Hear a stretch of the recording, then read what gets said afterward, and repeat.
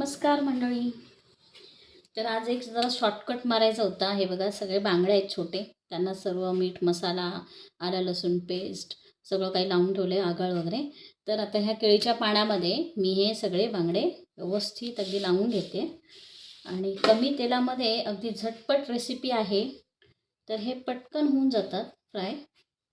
हे बघा सगळा मसाला अगदी कोट करून ठेवलेला आहे. छान अर्धा तास मॅरिनेट करण्यासाठी ठेवलं होतं. हे बघा मासे व्यवस्थित लावून झालेत. तर मी आता हे पान ना वरून असं फोल्ड करून घेते. छान अगदी पोटलीसारखं बांधून घेणार आहे.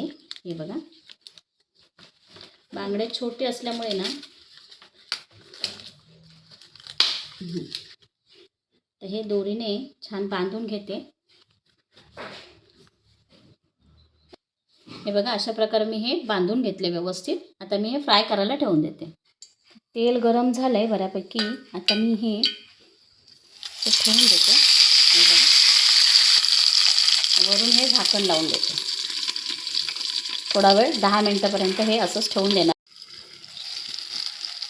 छान अगदी सुगंध येतो. आता दुसऱ्या साईडने पटकून घेते.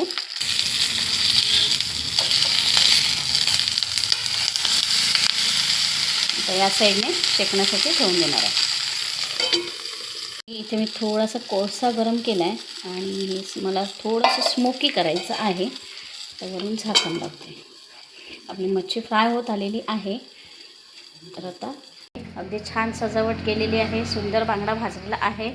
तर माझी ही रेसिपी तुम्हाला कशी वाटली कमेंटमध्ये नक्की सांगा आणि व्हिडिओ आवडल्यास लाईक शेअर सबस्क्राईब करायला विसरू नका. धन्यवाद.